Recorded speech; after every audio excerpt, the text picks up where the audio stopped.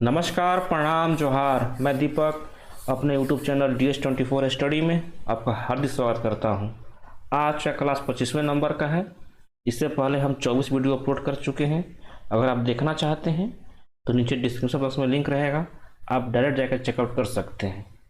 अभी SSC GD का exam date आ गया है। इसी एग्ज़ाम को देखते हुए हम अपना वीडियो को कंटिन्यू करेंगे। मैं उम्मीद करता हूं कि ये सीरीज आपको बहुत ही पसंद आएगा।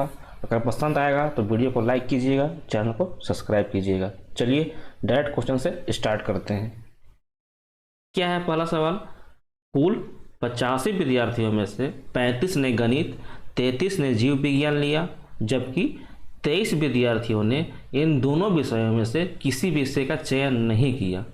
कितने विद्यार्थियों ने गणित और जीव विज्ञान दोनों विषयों का चयन किया, ये आपको निकालना है।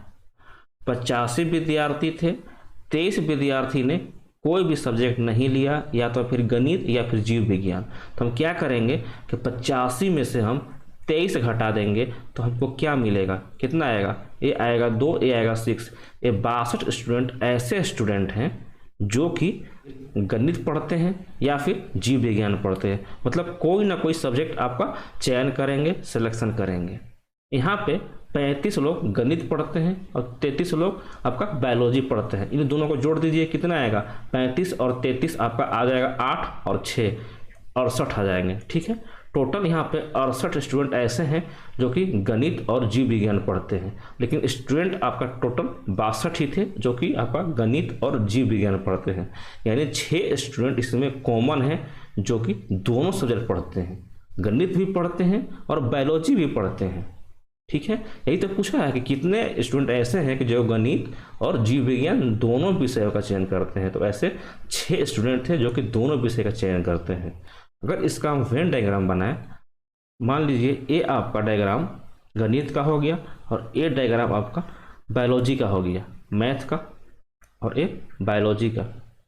मैथ पढ़ने वाले का संख्या 35 है और बायोलॉजी पढ़ने वाले का संख्या 33 है। और जो दोनों विषय पढ़ते हैं उनका संख्या कितना होगा? 6, क्योंकि 6 दोनों में आ रहे हैं, कॉमन है। ठीक है, यहाँ पे आपसे पूछता कि केवल मैथ पढ़ने वालों का संख्या कितना होगा, केवल मैथ पढ़ने वालों का, या फिर केवल बायोलॉजी पढ़ने वालों का संख्या कितना होगा। तो क्या कीजिएगा, केवल मैथ पढ़ने के लिए 35 में से 6 घटा दीजिएगा तो 29 आ जाएगा। 29 स्टूडेंट ऐसे होंगे जो केवल मैथ पढ़ेंगे।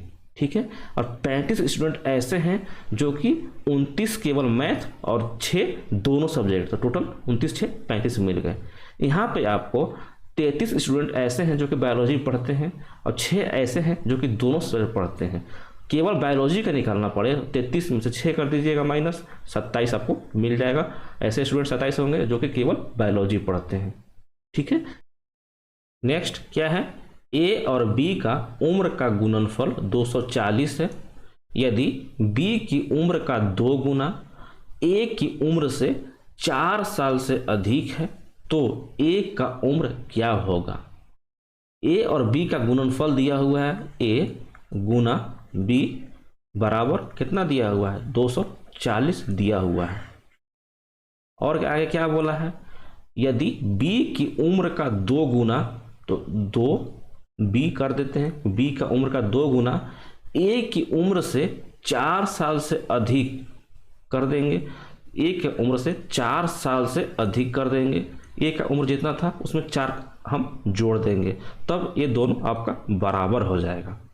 ठीक है, तो पूछा है कि ए का उम्र हमको निकालना है, तो हम यहाँ से बी निकाल लेंगे। कितना बचेगा? बी बराबर ए प्लस 4/2 हो जाएगा। यहाँ से आपको बी मिला, इस बी का वैल्यू उठा के आप इसमें पुट कर दीजिए। कितना आएगा? ए को ए रहने दीजिए, बी कितना आ जाएगा? ए प्लस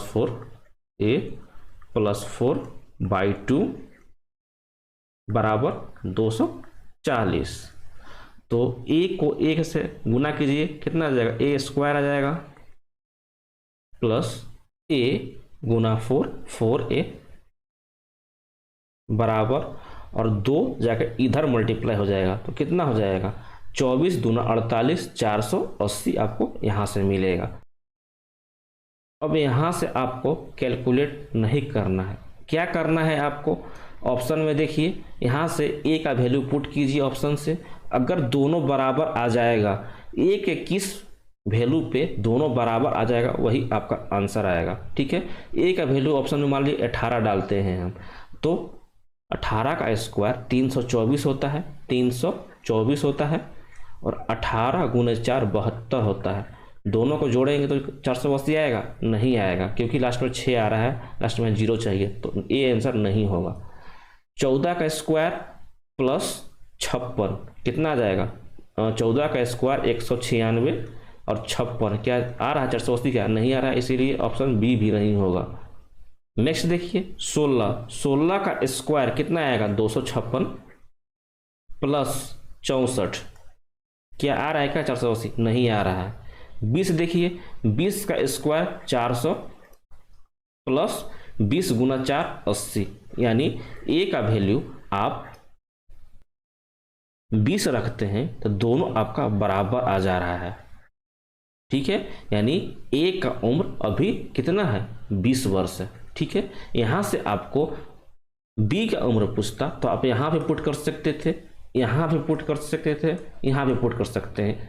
ठीक है, कहीं से भी आप बी का उम्र निकाल सकते हैं, लेकिन यहाँ पे आपको केवल ए का पूछा है, इसलिए ए का उम्र 20 वर्ष होगा। ठीक है, चलिए आगे चलते हैं। 2 पाइप एक टंकी को क्रमशः 10 और 15 घंटे में भर सकते हैं, जबकि एक तीसरा पाइप भरी हुई टंकी को 8 घंटे में पूरा खाली कर सकता है। पाइप निकालने वाला है। ठीक है, यदि सभी पाइपें एक साथ चला दिए जाएं तब टंकी को भरने में कितने घंटे का समय लगेगा। 3 पाइप है, ए, बी और सी। सी आपका खाली करने वाला है। ए 10 घंटे में भर सकता है, बी 15 घंटे में भर सकता है, और सी 8 घंटे में खाली कर सकता है। इसीलिए इसको हम माइनस का 8 लेंगे, क्योंकि खाली करने वाला है। ये तीनों का एलसीएम लीजिए, लघुत्तम लीजिए, कितना आएगा, ये आपका आ जाएगा 10, 15 और 8 का 120 आएगा। निकाल कर आप देख लीजिएगा, 120 आएगा इसका। तो हमको 10 से 120 करना है तो 12 बार में मल्टीप्लाई करना पड़ेगा। 15 से 120 करना है, 8 से मल्टीप्लाई करना पड़ेगा। 8 से 120 करना है, 15 से मल्टीप्लाई करना पड़ेगा, और वो भी 15 आपका निगेटिव का होगा। यहाँ पे आपका ए का क्षमता 12 है, बी का क्षमता 8 है, सी का क्षमता -15 है। क्षमता मतलब क्या, ए जो है 1 घंटे में 12 काम करता है, बी 1 घंटे में 8 काम, और सी 1 घंटे में -15 काम।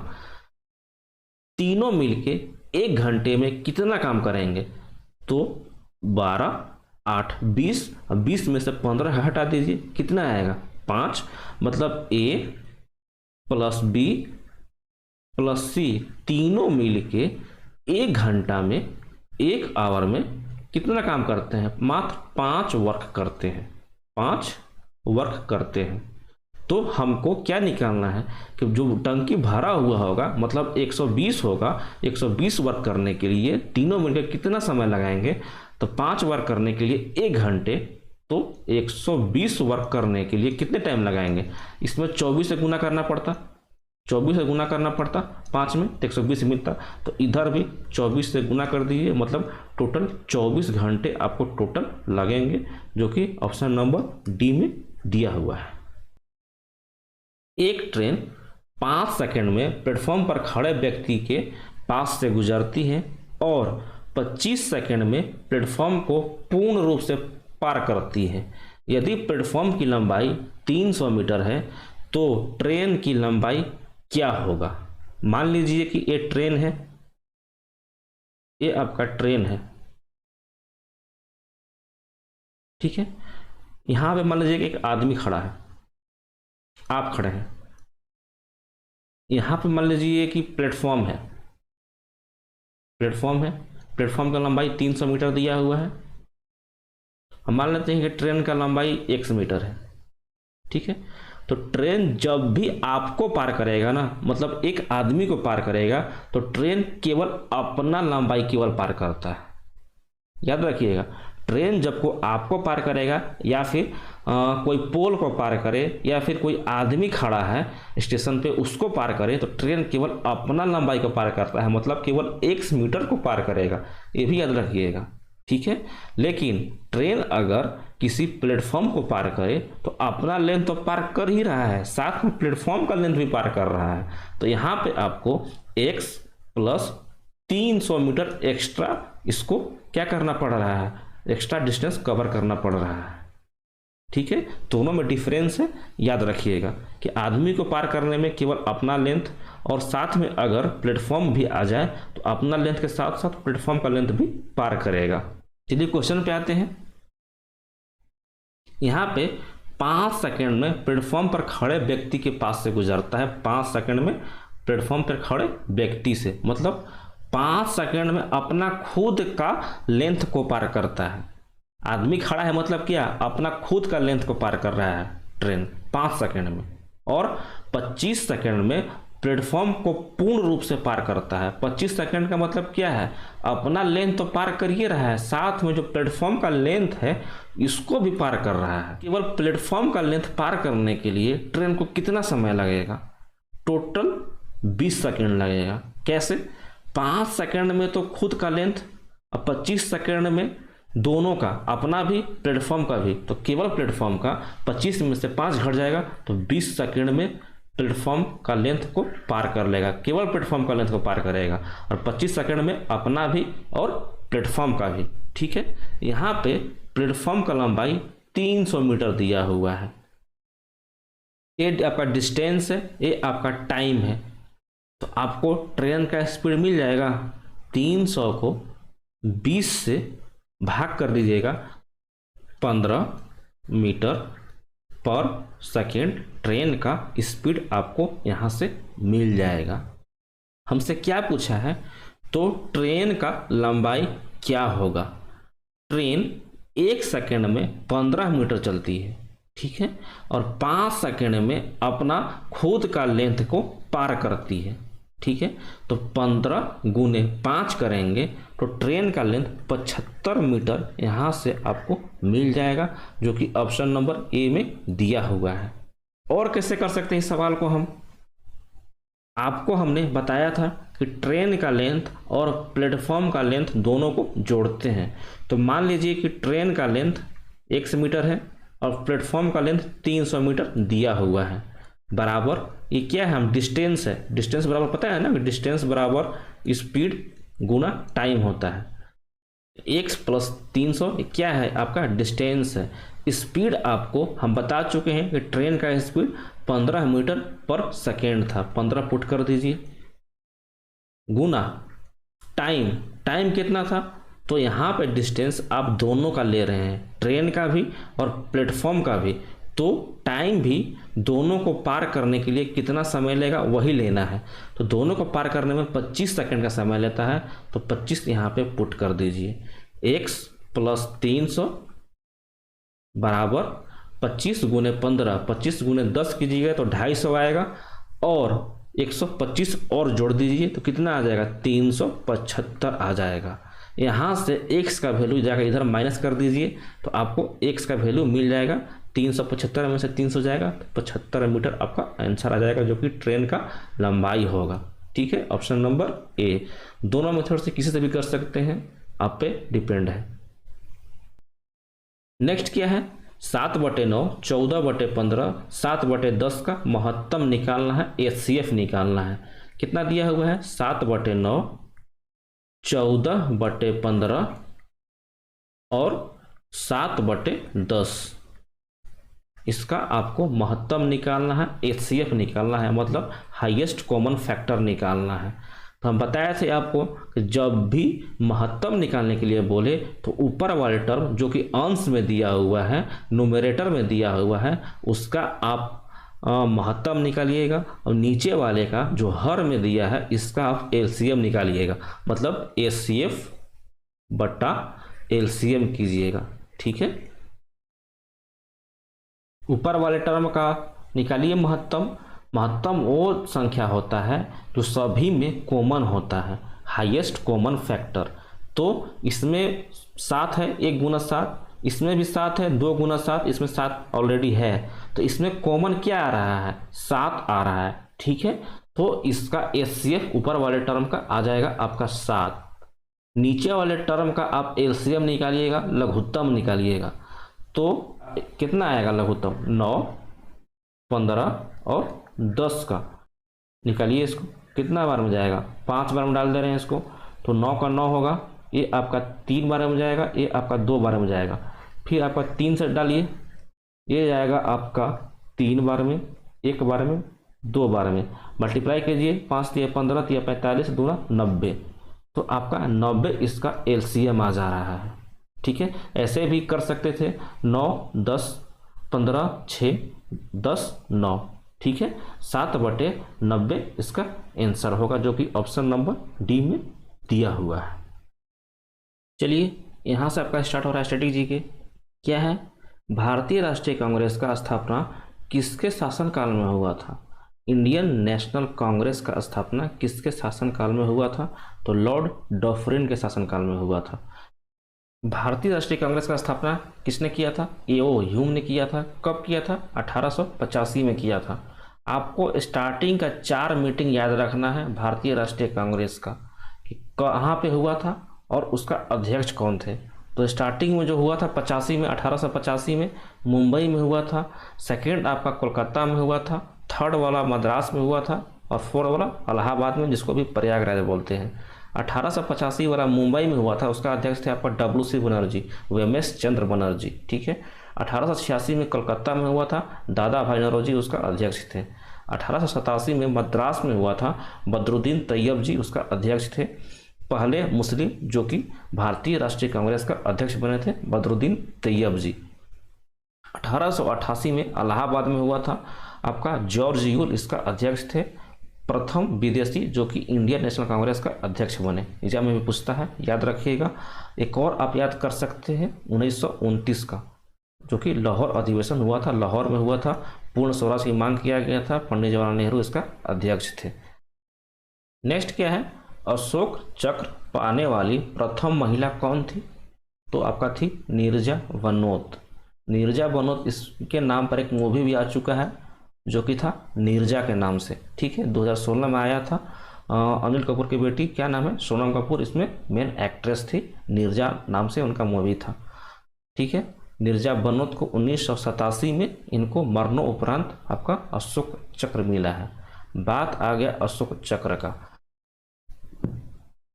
बात आ गया अशोक चक्र का, तो शांति के समय सर्वोच्च वीरता पुरस्कार है।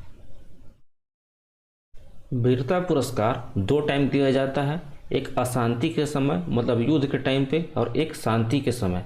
तो शांति के समय दिया जाने वाला सबसे सर्वोच्च पुरस्कार वीरता पुरस्कार कौन है, अशोक चक्र, जो कि नीरजा बनोत प्रथम महिला थी। ठीक है, बात आ गया अशांति और शांति काल में कौन कौन से पुरस्कार मिलते हैं। पहले हम बात कर लेते हैं युद्ध के टाइम में। तो युद्ध के टाइम में परमवीर चक्र मिलता है, महावीर चक्र मिलता है और वीर चक्र मिलता है, तीनों क्रम से लिखा हुआ है। ठीक है, सबसे ज़्यादा जो पराक्रम दिखाता है उसको ज़्यादा मिलता है परमवीर चक्र, फिर महावीर चक्र, फिर वीर चक्र। ठीक है, ये आपका युद्ध के समय हो गया। जब भी शांति रहेगा तो उस समय अशोक चक्र, कीर्ति चक्र और शौर्य चक्र क्रम में है, ऐसे ही याद रखिएगा, अशोक चक्र, कीर्ति चक्र और शौर्य चक्र। ठीक है, नेक्स्ट क्या है, रविन्द्रनाथ टैगोर द्वारा रचित जन गण मन को राष्ट्रगान के रूप में कब अपनाया गया था। जन गण मन किसके द्वारा रचित था, रविन्द्रनाथ टैगोर के द्वारा। कब अपनाया गया था, तो 24 जनवरी 1950 को अपनाया गया था। केवल राष्ट्रगान ही नहीं, राष्ट्रीय गीत जो कि वंदे मातरम है, इसको भी 24 जनवरी 1950 को भी अपनाया गया था। जो मेरा राष्ट्रगान था जन गण मन, ये फर्स्ट टाइम कब गाया गया था, तो 1911 के कलकत्ता अधिवेशन में इसको गाया गया था। और जो मेरा राष्ट्रगीत है वंदे मातरम, इसको फर्स्ट टाइम कब गाया गया था, 1896 में इसको कलकत्ता में ही गाया गया था। ठीक है, एग्जाम में और क्या पूछता है कि जो वंदे मातरम है, जो मेरा राष्ट्रीय गीत है, इसके रचनाकार कौन है, तो बंकिम चंद्र चटर्जी। कौन, बंकिम चंद्र चटर्जी। एक उपन्यास है आनंद मठ, जो कि किसका है, बंकिम चंद्र चट्टोपाध्याय का है। यहीं से उठाया गया है वंदे मातरम, जो कि हमारा राष्ट्रीय गीत है। एग्जाम में एक और क्वेश्चन पूछता है झंडा से कि 22 जुलाई 1947 को राष्ट्रीय ध्वज को अपनाया गया था। ये भी याद रखिएगा, राष्ट्रीय ध्वज इंडियन फ्लैग, तिरंगा जिसको हम बोलते हैं। तिरंगा का लेंथ और विड्थ का रेशियो पूछता है, मतलब लंबाई और चौड़ाई का रेशियो पूछता है, तो आप याद रखिएगा 3:2 होता है। 3 अनुपात लंबाई होता है, 2 अनुपात उसका चौड़ाई होता है। ठीक है, जो बीच में जो अशोक चक्र होता है, इसमें तीली पूछ लेता है कितने तीलियां होती है अशोक चक्र में, तो आपको 24 तीलियां याद रखना है आपको झंडा से। झंडा का रचनाकार कौन थे, तो आपका थे पिंगली वेंकैया। कौन, पिंगली वेंकैया। ठीक है, यहाँ पे है रविंद्रनाथ टैगोर। रविंद्रनाथ टैगोर को हम गुरुदेव के नाम से भी जानते हैं।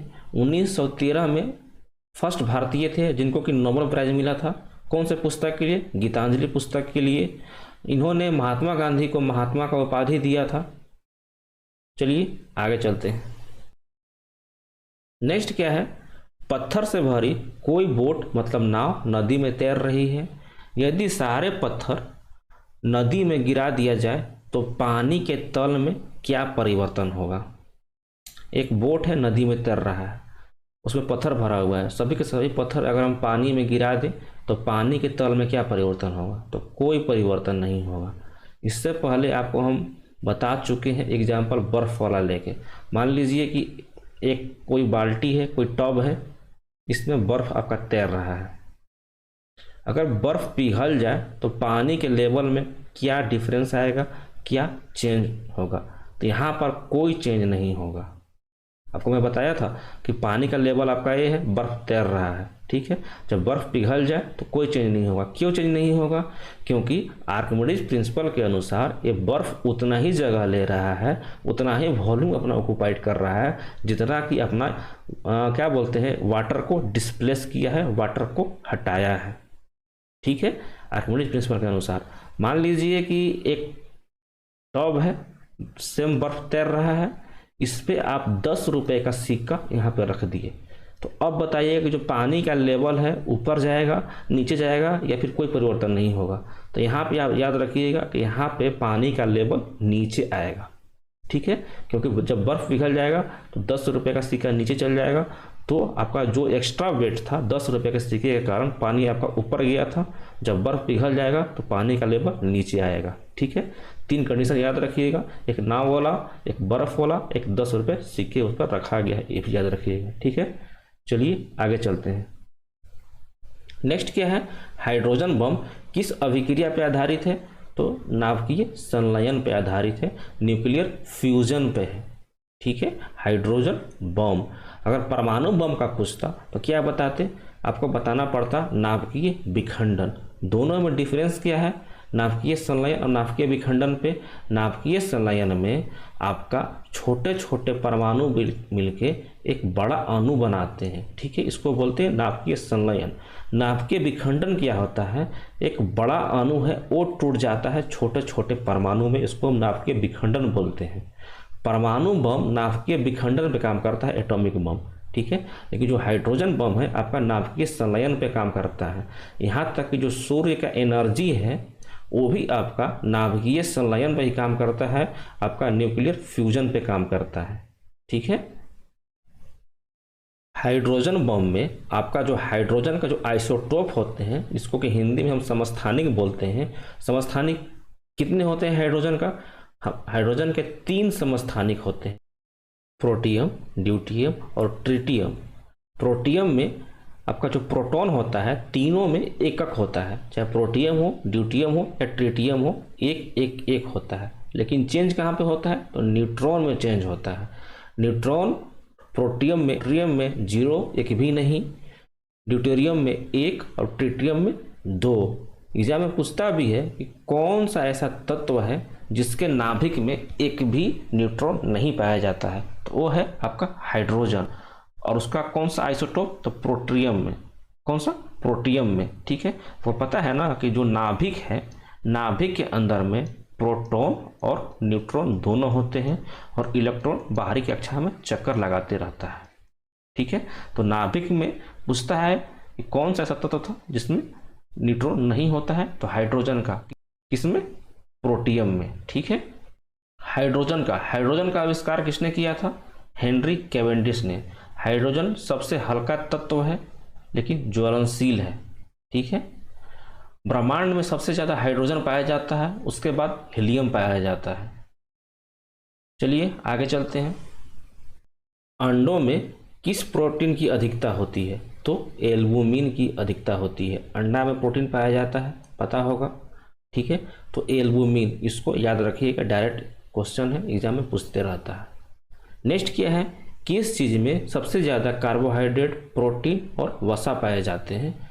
तो मूंगफली में सबसे ज़्यादा कार्बोहाइड्रेट भी, प्रोटीन भी और वसा भी। तीन पूछता तो आप सोयाबीन आंसर इसका करते, लेकिन तीनों पूछा है, कार्बोहाइड्रेट, प्रोटीन और वसा, तो मूंगफली में। बात आ गया कार्बोहाइड्रेट का, कर लेते हैं। तो कार्बोहाइड्रेट में उसका रेशियो पूछता है कि कार्बन, पहले तो बताइए कार्बोहाइड्रेट में कौन कौन सा एलिमेंट पाया जाता है? तो कार्बन पाया जाता है, हाइड्रोजन पाया जाता है और ऑक्सीजन पाया जाता है। किस रेशियो में पाया जाता है? तो 1:2:1 में पाया जाता है। इसको याद रखिएगा, कार्बन, हाइड्रोजन और ऑक्सीजन। क्योंकि कार्बोहाइड्रेट ग्लूकोज को बोलते हैं, तो ग्लूकोज का फॉर्मूला क्या होता है? C6H12 और O6 होता है। 6, 12 और 6 को काटिएगा तो 1:2:1 में आ जाएगा। ठीक है, ऐसे याद कर सकते हैं कार्बन, हाइड्रोजन, ऑक्सीजन का। कार्बोहाइड्रेट का काम हमारे शरीर में एनर्जी देने के लिए है, एनर्जी प्रोवाइड कराता है हमारे शरीर को। जब 1 ग्राम ग्लूकोज ऑक्सीकरण होता है, उसका ऑक्सीडेशन होता है, तो कितना एनर्जी देता है? एग्जाम में इंपॉर्टेंट है, पूछते रहता है। तो 4.2 किलो कैलोरी एनर्जी यहाँ से निकलता है जब 1 ग्राम आपका ग्लूकोज का ऑक्सीडेशन होता है, ऑक्सीकरण होता है। आपको हम बता चुके हैं कार्बोहाइड्रेट 3 प्रकार के होते हैं। कौन कौन सा? मोनोसेकेराइड्स, आपका डाइसेकेराइड और पॉलीसेकेराइड, 3 प्रकार के बता चुके हैं। मोनोसेकेराइड में आपका ग्लूकोज, गैलेक्टोज बता चुके हैं। डाइसेकेराइड में सुक्रोज, माल्टोज, लैक्टोज बता चुके हैं। पॉलीसेकेराइड्स में आपको हम स्टार्च और सेलुलोज और क्या बताया है? ग्लाइकोजन पता है ना क्या होता है? हमारा शरीर ग्लूकोज को ग्लाइकोजन के रूप में बदल के ही उसको स्टोर करता है। ग्लूकोज के फॉर्म में स्टोर नहीं होता है, ग्लाइकोजन के फॉर्म में ही स्टोर होता है। ठीक है, और ग्लाइकोजन कहाँ पर स्टोर रहता है? तो लीवर में जाकर स्टोर होता है, ये भी याद रखिएगा। ठीक है, अब बात कर लेते हैं प्रोटीन का। तो प्रोटीन में कौन कौन सा एलिमेंट मिलकर बना होता है? तो कार्बन, हाइड्रोजन, ऑक्सीजन तो होता ही है, साथ में आप नाइट्रोजन याद रखिएगा कि नाइट्रोजन इंपॉर्टेंट है, इससे क्वेश्चन बनता है। याद रखिएगा प्रोटीन में नाइट्रोजन एक्स्ट्रा है ग्लूकोज के अलावा। ये प्रोटीन शब्द का इस्तेमाल सबसे पहले किसने किया था? बर्जीलियस ने। याद रखिएगा, किसने? बर्जीलियस ने। एग्जाम में और क्या पूछता है कि प्रोटीन आपका एमिनो अम्ल में टूटता है, जैसे आपका कार्बोहाइड्रेट ग्लूकोज में टूटता था, तो प्रोटीन आपका किस में टूटता है? एमिनो एसिड में। एमिनो एसिड में, हिंदी में बोलते हैं इसको एमिनो अम्ल में। तो एग्जाम में पूछता है कि कितने एमिनो एसिड मिल के एक ग्लूकोज बनाते हैं? तो 20 एमिनो एसिड आपका मिल करके एक प्रोटीन का निर्माण करता है। इंपॉर्टेंट है, याद रखिएगा, 20 एमिनो एसिड मिलके एक प्रोटीन का निर्माण करते हैं। आगे वसा का बात कर लेते हैं। वसा आपका फैटी एसिड में बदल जाता है। तो पूछता है कि फैट का निर्माण, वसा का निर्माण कैसे होता है? तो फैटी एसिड और ग्लिसरॉल से मिलके आपका फैट बनता है। किससे? फैटी एसिड और ग्लिसरॉल से मिलके आपका फैट बनता है, वसा बनता है। वसा आपका 2 प्रकार के होते हैं। कौन कौन सा? आपका होता है संतृप्त वसा और एक होता है असंतृप्त वसा। जो संतृप्त वसा है उसको हम सैचुरेटेड बोलते हैं। ठीक है, संतृप्त वसा और असंतृप्त वसा। जो संतृप्त वसा है उसको सैचुरेटेड बोलते हैं, जो क्या बोलते हैं असंतृप्त है उसको हम अनसैचुरेटेड फैट बोलते हैं। जो असंतृप्त वसा है जिसको कि हम अनसैचुरेटेड फैट बोलते हैं, वो आपका वनस्पति से मिलता है। किससे मिलता है? पेड़ पौधे से मिलता है। सेकेंड क्या था? संतृप्त वसा, जिसको कि हम सेचुरेटेड फैट मिलते हैं, वो आपका जंतु से मिलता है। किससे मिलता है? जंतुओं से मिलता है संतृप्त वसा। एग्जाम्पल में पूछ लेता है, जैसे मैं मान लीजिए कि आपको बताया है जो संतृप्त वसा है किससे मिलता है? जंतुओं से। तो एक आपको एक्स्ट्रा याद रखना है कि संतृप्त वसा में एक वसा ऐसा है कि जो कि आपका पेड़ पौधों से मिलता है। कौन सा है? वो है आपका नारियल का तेल। ठीक है, नारियल का तेल आपका संतृप्त वसा में आता है, सैचुरेटेड फैट में आता है। एक अपवाद और है, किसमें? असंतृप्त में। असंतृप्त वसा जो कि वनस्पति से मिलता है, उसमें याद रखिएगा मछली का तेल है जो कि संतृप्त में नहीं आता है, वो असंतृप्त में आता है, अनसैचुरेटेड में आता है। ठीक है, क्वेश्चन कराऊंगा मैं आगे, वहाँ पे आपको डिटेल में कराऊंगा। ठीक है, अभी आपको बता दे रहा हूँ, बस आप सुनते चलिए। वसा क्या क्या काम है? तो कार्बोहाइड्रेट और वसा का काम है शरीर को एनर्जी उपलब्ध कराना। ठीक है, प्रोटीन का क्या काम है? शरीर का मरम्मत करना, कहीं कट फट जाए तो उसको मरम्मत करने का काम है प्रोटीन का। कि कार्बोहाइड्रेट और वसा का क्या काम है? आपका शरीर को एनर्जी पहुंचाना। ठीक है, चलिए आगे चलते हैं। नेक्स्ट क्या है? कौन सा निष्क्रिय गैस वातावरण में सबसे बड़ी मात्रा में मौजूद है? कौन सा है? आर्गन। आर्गन सबसे बड़ी मात्रा में मौजूद होता है निष्क्रिय गैसों में, जिसको कि हम नोबल गैस भी बोलते हैं। अच्छा, वातावरण में सबसे ज़्यादा कौन सा गैस पाया जाता है? तो नाइट्रोजन, उसके बाद ऑक्सीजन, उसके बाद आपका आर्गन, उसके बाद कार्बन डाइऑक्साइड। नाइट्रोजन कितने मात्रा में पाया जाता है वातावरण में? तो 78%। इंपॉर्टेंट है, याद करते रहिएगा। ऑक्सीजन 21%। आर्गन जो कि आपका नोबल गैस है, निष्क्रिय गैस है, 0.93%। कार्बन डाइऑक्साइड इंपॉर्टेंट है, पूछते रहता है, 0.03%। ठीक है, ये चारों आपको याद होने चाहिए। Nitrogen 78, oxygen 21, argon 0.93%, carbon dioxide 0.03%। बात आगे अब निष्क्रिय गैस का, नोबल गैस का, जो कि आपका कौन से ग्रुप में है? 18वें ग्रुप में है। कौन कौन से हैं? Helium, neon, argon, krypton, xenon और रेडॉन। हीलियम को छोड़ के बाकी सभी में बाहरी कक्ष में 8 इलेक्ट्रॉन होते हैं, अपना अष्टक पूरा कर लेते हैं। 8 इलेक्ट्रॉन बाहरी कक्षा में होने के कारण अपना अष्टक पूरा कर लेते हैं, अपना ऑक्टेट पूरा कर लेते हैं, इसीलिए स्टेबल होते हैं। ये जल्दी किसी के साथ जल्दी रिएक्शन नहीं करते हैं, अभिक्रिया नहीं करते हैं। हीलियम, हीलियम क्या बोलते हैं? ब्रह्मांड में सेकेंड सबसे ज़्यादा पाया जाता है हाइड्रोजन के बाद। इसका आविष्कार किसने किया था? लोकेयर ने किया था। इंपॉर्टेंट है, याद रखिएगा। और निष्क्रिय गैस का किसने किया था खोज? तो रैमजे ने किया था। रैमजे एंड रेले, याद रखिएगा, रैमजे एंड रेले निष्क्रिय गैसेस का आविष्कार किया था, और हीलियम का लोकेयर ने। हीलियम का उपयोग आपको बता चुके हैं कि जो वायुयान का जो टायर है उसमें यूज किया जाता है, क्योंकि हल्का होता है। इससे हल्का तो हाइड्रोजन होता है, लेकिन हाइड्रोजन ज्वलनशील है, तुरंत उसमें आग पकड़ लेता है, इसीलिए हीलियम का यूज करते हैं।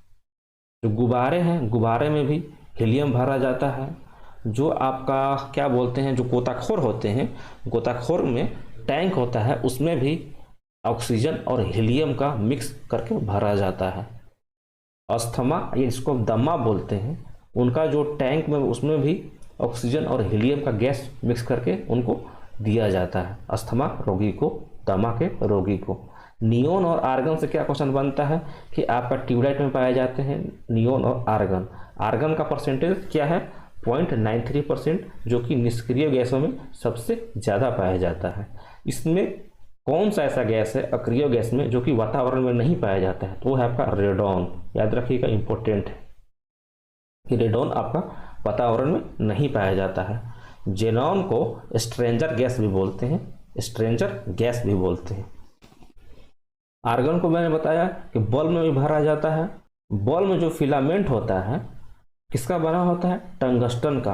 अच्छा, टंगस्टन का सिंबल किससे दर्शाते हैं? तो W से दर्शाते हैं। इंपॉर्टेंट है, याद रखिएगा, पूछते रहता है कि टंगस्टन का सिंबल W होता है, उसका एटॉमिक नंबर 74 होता है, 74 होता है। ठीक है, तो आर्गन बल्ब में भरा जाता है, क्योंकि जो आपका उसका फिलामेंट होता है आसानी से झड़े नहीं, ठीक है, देखते हैं झड़ जाता है वो, तो झड़े नहीं, इसीलिए उसमें आर्गन भरते हैं, टंगस्टन को नहीं गिरने देता है, ठीक है। टंगस्टन का सिंबल W से दर्शाते हैं, एटॉमिक नंबर उसका 74 होता है। रेडॉन के बारे में आपको बता चुके हैं हम, रेडॉन वातावरण में नहीं पाया जाता है।